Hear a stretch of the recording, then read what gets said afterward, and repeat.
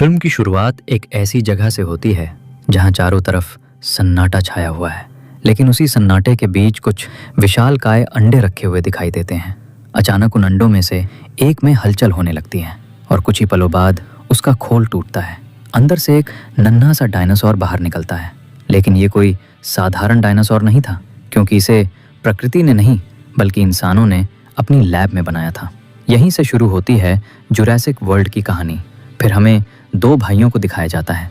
बड़ा भाई जैक और छोटा भाई ग्रे अपनी क्रिसमस की छुट्टियां बिताने के लिए एक ऐसी जगह जा रहे होते हैं जिसके बारे में हर डायनासोर प्रेमी सिर्फ सपना देख सकता है। उनके माता पिता उन्हें उनकी आंटी क्लेयर के पास भेजते हैं, जो दुनिया के सबसे बड़े dinosaur theme park Jurassic world की ऑपरेशंस मैनेजर होती है। दोनों भाई पूरे रास्ते सिर्फ एक ही बात सोच रहे होते हैं, आज असली डायनासोर देखने मिलेंगे। लेकिन दूसरी तरफ क्लेयर अपने काम में इतनी ज़्यादा व्यस्त होती है कि वो खुद उन्हें लेने भी नहीं जा पाती, इसलिए वो अपनी असिस्टेंट ज़ारा को भेज देती है। जैसे ही दोनों बच्चे पार्क के अंदर कदम रखते हैं, उनकी आंखें खुली की खुली रह जाती हैं। चारों तरफ असली, जिंदा और विशाल डायनासोर कुछ खुले मैदानों में घूम रहे थे तो कुछ पानी में तैर रहे थे और हजारों लोग बिना डरे उनका मजा ले रहे थे। क्लेयर अपने भतीजों को एक VIP पास देती है ताकि वे पार्क की हर राइड और हर शो का आनंद ले सकें, लेकिन काम के दबाव की वजह से वो उनके साथ समय नहीं बिता पाती।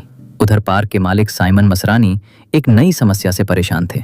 अब लोगों के लिए डायनासोर कोई नई चीज नहीं रह गए थे। हर साल उन्हें कुछ ऐसा चाहिए होता था जो पहले कभी किसी ने न देखा हो। यही वजह थी कि पार्क के वैज्ञानिकों ने एक बेहद खतरनाक प्रयोग किया।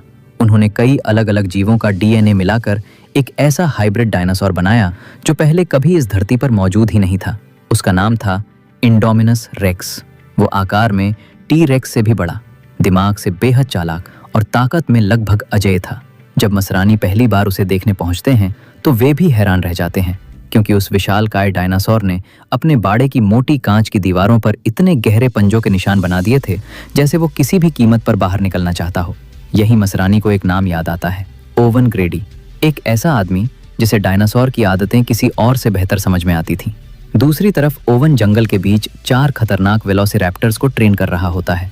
ये चारों रैप्टर इतने तेज और खतरनाक थे कि जरा सी गलती किसी की भी जान ले सकती थी, लेकिन ओवन ने उनके साथ भरोसे का रिश्ता बनाया हुआ था। उनमें से सबसे समझदार रैप्टर का नाम था ब्लू। उसी समय पार्क का सिक्योरिटी हेड हॉस्किंस वहां आता है। उसका सपना था कि इन रैप्टर्स को भविष्य में युद्ध के हथियार की तरह इस्तेमाल किया जाए, लेकिन ओवन उसकी बात साफ मना कर देता है। वो कहता है, ये सैनिक नहीं, जंगली जानवर हैं। जब तक ये तुम्हारी बात मानते हैं तब तक ही सुरक्षित हैं। इसी बीच एक कर्मचारी गलती से रैप्टर्स के बाड़े के अंदर गिर जाता है। चारों रैप्टर धीरे धीरे उसकी तरफ बढ़ने लगते हैं। हर किसी को लगता है कि अब उसकी मौत तय है, लेकिन तभी ओवन बिना एक पल सोचे खुद भी बाड़े के अंदर चला जाता है। वो अपने रैप्टर्स के सामने खड़ा हो जाता है। कुछ सेकंड के लिए ऐसा लगता है कि शायद इस बार रैप्टर्स उसकी भी बात नहीं मानेंगे, लेकिन आखिरकार ब्लू पीछे हट जाता है और बाकी तीनों भी शांत हो जाते हैं। ओवन उस कर्मचारी की जान बचाकर बाहर ले आता है। यहीं साफ हो जाता है कि डर से नहीं, भरोसे से भी सबसे खतरनाक शिकारी को काबू किया जा सकता है। कुछ देर बाद क्लेयर ओवन को इंडोमिनस रेक्स का बाड़ा दिखाने ले जाती है। ओवन जैसे ही अंदर पहुंचता है, उसे दीवारों पर बड़े बड़े पंजों के निशान दिखाई देते हैं। चारों तरफ देखने के बाद वो एक ही बात कहता है, ये यहाँ नहीं है। सबको लगता है कि इंडोमिनस दीवार फाड़ कर भाग चुका है। घबराकर क्लेयर कंट्रोल रूम में फोन करती है, लेकिन वहां से जवाब आता है, ट्रैकर के हिसाब से इंडोमिनस अभी भी अपने बाड़े के अंदर ही है। अब सभी को लगता है कि शायद वो कहीं छिपा हुआ है। जैसे ही ओवन और बाकी कर्मचारी बाहर निकलने के लिए मुड़ते हैं, अचानक उनके पीछे जमीन कांपने लगती है और अगले ही पल घास के बीच से निकलता है इंडोमिनस रेक्स। वो कभी भागा ही नहीं था। उसने अपनी शरीर का तापमान छिपाने की क्षमता का इस्तेमाल करके सबको धोखा दिया था और अब उसका असली शिकार शुरू होने वाला था। अगले ही पल पूरे इलाके में अफरा तफरी मच जाती है। इंडोमिनस रेक्स बिजली की रफ्तार से एक कर्मचारी पर झपटता है और देखते ही देखते उसे अपने जबड़ों में दबाकर मौत के घाट उतार देता है। ओवन किसी तरह अपनी जान बचाते हुए भागने लगता है, लेकिन इंडोमिनस उसका पीछा छोड़ने का नाम ही नहीं ले रहा था। भागते भागते ओवन एक गाड़ी के नीचे छिप जाता है। उसे पता था कि अगर डायनासोर उसकी गंध पहचान गया तो बचना नामुमकिन होगा। तभी उसकी नज़र पास रखे पेट्रोल पर पड़ती है। वो बिना समय गवाए पूरे शरीर पर पेट्रोल डाल लेता है ताकि उसकी इंसानी गंध छिप जाए। इंडोमिनस कुछ पल तक वहीं सूंघता रहता है, इतना करीब कि उसकी भारी भारी सांसें भी ओवन साफ महसूस कर सकता था, लेकिन आखिरकार वो उसे ढूंढ नहीं पाता। और जंगल की तरफ बढ़ जाता है। ओवन राहत की सांस तो लेता है, लेकिन अब उसे समझ आ चुका था ये कोई साधारण शिकारी नहीं, बल्कि सोच समझकर शिकार करने वाला राक्षस है। दूसरी तरफ कंट्रोल रूम में बैठे सभी लोग इंडोमिनस को ट्रैक करने की कोशिश कर रहे थे, लेकिन तभी उन्हें पता चलता है कि ट्रैकर जिस जगह सिग्नल दे रहा था वो इंडोमिनस के शरीर में नहीं बल्कि जमीन पर पड़ा हुआ है। उसने अपने शरीर से ट्रैकिंग डिवाइस खुद निकालकर फेंक दिया था। ये देखकर सबके पैरों तले जमीन खिसक जाती है। अब किसी को समझ नहीं आ रहा था कि इतना बुद्धिमान जीव आखिर बनाया कैसे गया। ओवेन तुरंत क्लेयर से कहता है अब इसे पकड़ने की नहीं, पूरे पार्क को खाली कराने की जरूरत है। लेकिन पार्क में उस समय हजारों लोग मौजूद थे। घबराहट फैलने से पहले क्लेयर सिर्फ नॉर्थ सेक्टर को बंद करवाती है, क्योंकि फिलहाल इंडोमिनस वहीं मौजूद था। उधर जैक और ग्रे को इस खतरे के बारे में कुछ भी पता नहीं था। दोनों खुशी खुशी जायरोस्फीयर में बैठकर खुले जंगल के बीच घूम रहे थे। चारों तरफ शांत स्वभाव के डायनासोर आराम से घास चर रहे थे। ग्रे पहली बार इतने करीब से डायनासोर देखकर रोमांचित हो रहा था। उसी समय क्लेयर उन्हें फोन करती है। जैसे ही उसे पता चलता है कि दोनों बच्चे नॉर्थ सेक्टर में हैं, उसके चेहरे का रंग उड़ जाता है। वो जल्दी से कहती है तुरंत वहां से बाहर निकलो, अभी। लेकिन किस्मत को कुछ और ही मंजूर था। सिग्नल कट जाता है और दोनों बच्चों तक उसकी बात पूरी पहुंच ही नहीं पाती। जैक को कुछ गड़बड़ होने का एहसास होने लगता है, लेकिन ग्रे अभी भी इसे एक एडवेंचर समझ रहा था। वो जायरोस्फीयर को और अंदर जंगल की तरफ ले जाता है। अचानक जंगल में चर रहे सारे डायनासोर एक साथ भागने लगते हैं। पहले तो दोनों भाइयों को समझ नहीं आता कि आखिर हुआ क्या है, लेकिन अगले ही पल पेड़ों के बीच से एक विशाल सफेद साया बाहर निकलता है। Indominus racks. उसकी आंखों में सिर्फ एक ही चीज दिखाई दे रही थी, शिकार। वो बिना किसी वजह के एक एक करके शांत डायनासोरों को मारना शुरू कर देता है। वो उन्हें खाने के लिए नहीं मार रहा था, उसे सिर्फ मारने में मजा आ रहा था। ये देखकर दोनों भाइयों के होश उड़ जाते हैं। वे तुरंत कायरोस्फीयर मोड़कर भागने की कोशिश करते हैं, लेकिन अब बहुत देर हो चुकी थी। इंडोमिनस एक ही छलांग में उनके सामने पहुंच जाता है। फिर अपने विशाल पंजों से गायरोस्फीयर को जोरदार धक्का मारता है। पहला हमला, दूसरा हमला और तीसरे वार में पूरा गोला हवा में उछल जाता है। कुछ ही सेकंड बाद वो पहाड़ी से लुढ़कता हुआ नीचे गिरने लगता है। अंदर बैठे दोनों भाई बुरी तरह इधर उधर टकरा रहे थे। आखिरकार गायरोस्फीयर पूरी तरह टूट जाता है। अब दोनों बच्चे खुले जंगल में थे और सामने मौत खड़ी थी। इंडोमिनस धीरे धीरे उनकी तरफ बढ़ने लगता है। जैक तुरंत ग्रे का हाथ पकड़कर भागता है। दोनों बिना पीछे देखे दौड़ते रहते हैं। पीछे से आती हर भारी कदमों की आवाज उन्हें याद दिला रही थी कि अगर एक बार भी रुके तो सब खत्म। भागते भागते दोनों एक ऊंचे झरने के किनारे पहुंच जाते हैं। आगे गहरी खाई, पीछे इंडोमिनस। अब उनके पास सिर्फ दो रास्ते थे, या तो यहीं खड़े रहकर मौत का इंतजार करें या फिर उस गहरी नदी में छलांग लगा दें। जैक बिना एक सेकंड गवाए ग्रे से कहता है मुझ पर भरोसा करो, और अगले ही पल दोनों भाई सैकड़ों फीट ऊंचे झरने से नीचे छलांग लगा देते हैं। इंडोमिनस किनारे तक पहुंचता है, नीचे झांकता है, लेकिन उसे दोनों बच्चों का कहीं कोई निशान नहीं मिलता। कुछ देर इंतजार करने के बाद वो वहां से चला जाता है।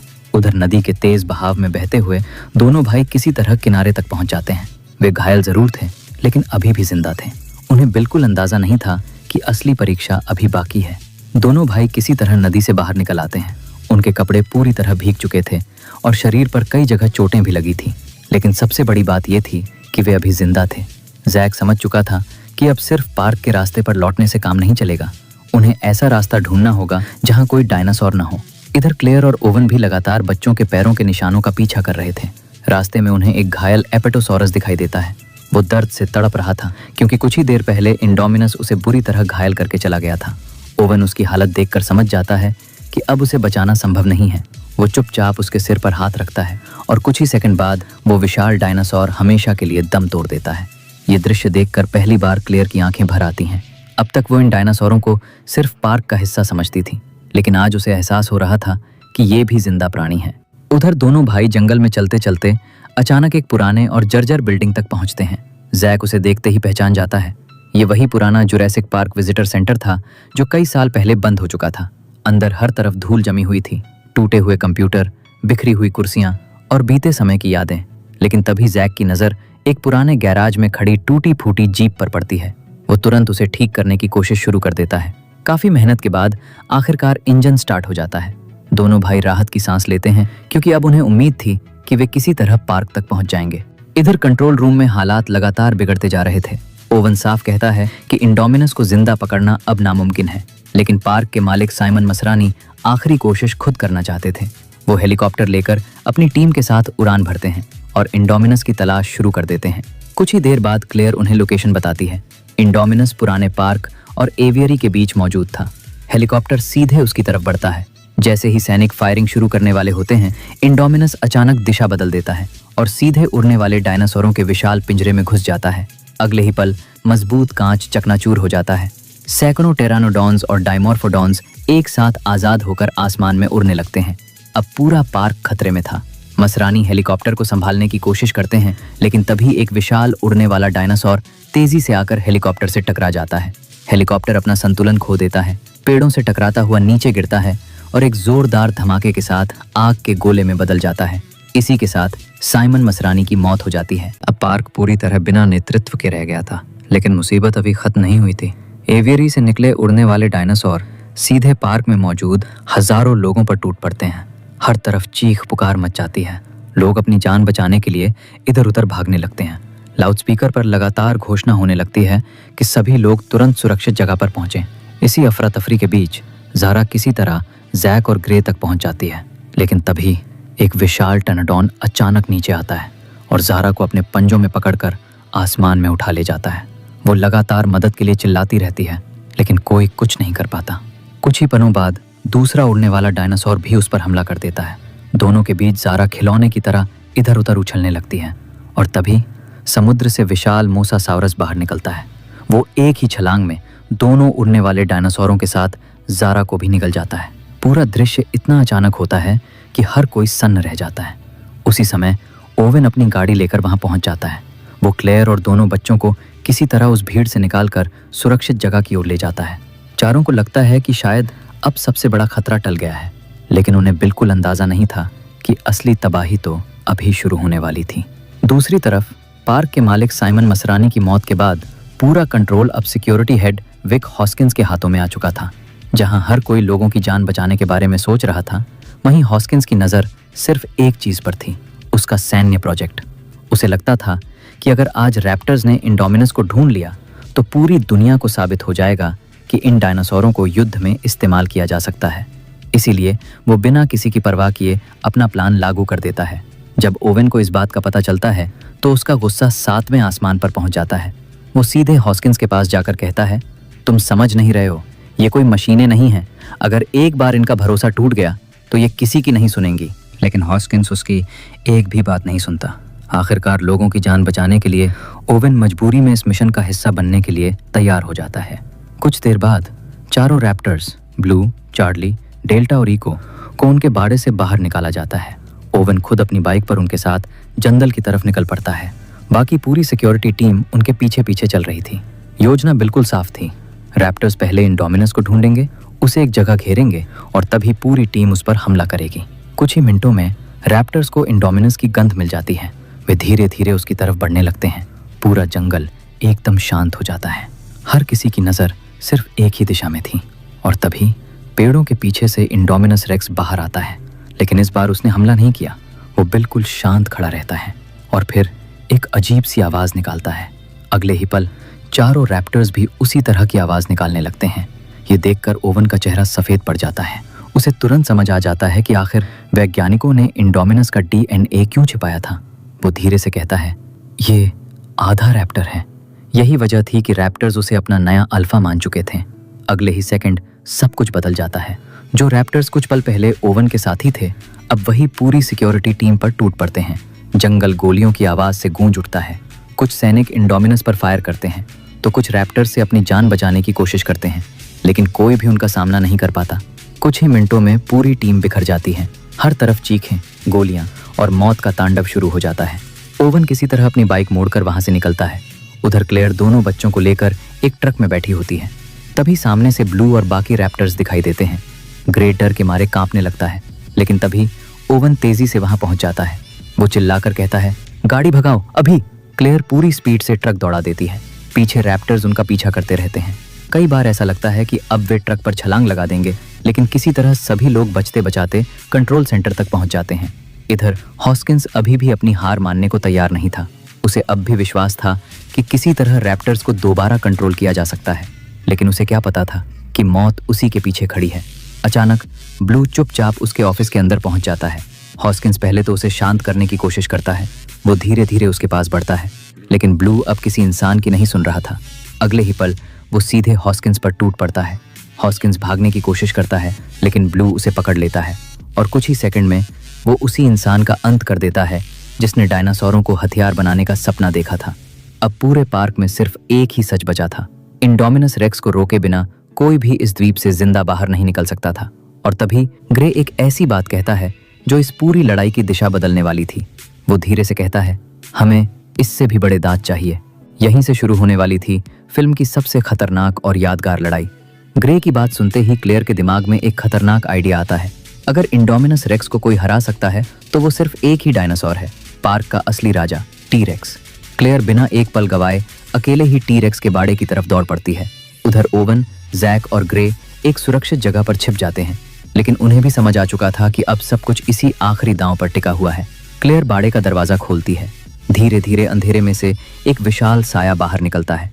वही टी-रेक्स जिसने सालों पहले पूरी दुनिया को डायनासोरों का असली खौफ दिखाया था। लेकिन टी-रेक्स अपनी जगह से हिलता तक नहीं। तभी क्लेयर एक लाल फ्लेयर जलाती है और उसे अपने सामने लहराने लगती है। टी-रेक्स की नजर सीधे उस चमकती हुई रोशनी पर टिक जाती है। क्लेयर धीरे धीरे पीछे हटती है और टी-रेक्स उसके पीछे चलना शुरू कर देता है। दूसरी तरफ इंडोमिनस रेक्स अभी भी पूरे इलाके में तबाही मचा रहा था। तभी अचानक उसके सामने टी-रेक्स आकर खड़ा हो जाता है। कुछ पल के लिए दोनों विशाल शिकारी एक दूसरे की आंखों में देखते रहते हैं। पूरा माहौल बिल्कुल शांत हो जाता है और फिर एक जोरदार दहाड़ के साथ दोनों एक दूसरे पर टूट पड़ते हैं। धरती कांपने लगती है। हर वार इतना ताकतवर था कि आसपास की इमारतें तक हिलने लगती हैं। शुरुआत में टी-रेक्स पूरी ताकत से लड़ इंडोमिनस उससे कहीं ज्यादा तेज और चालाक था। वो लगातार अपने पंजों और जबड़ों से टी-रेक्स को घायल करता जाता है। कुछ ही देर में टी-रेक्स लड़खड़ाकर जमीन पर गिर पड़ता है। सबको लगने लगता है कि शायद इस बार भी इंडोमिनस जीत जाएगा। लेकिन तभी अचानक पीछे से ब्लू पूरी रफ्तार में छलांग लगाता है।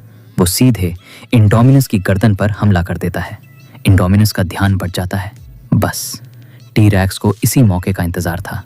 वो दोबारा उठ खड़ा होता है और पूरी ताकत से इंडोमिनस पर हमला कर देता है। अब लड़ाई एक के खिलाफ एक नहीं, बल्कि दो सबसे खतरनाक शिकारी मिलकर एक राक्षस से लड़ रहे थे। ब्लू बार बार इंडोमिनस का ध्यान भटकाता और टी-रेक्स सामने से उस पर जानलेवा वार करता। इंडोमिनस पहली बार कमजोर पड़ने लगता है। तीनों लड़ते लड़ते धीरे धीरे झील के किनारे पहुंच जाते हैं।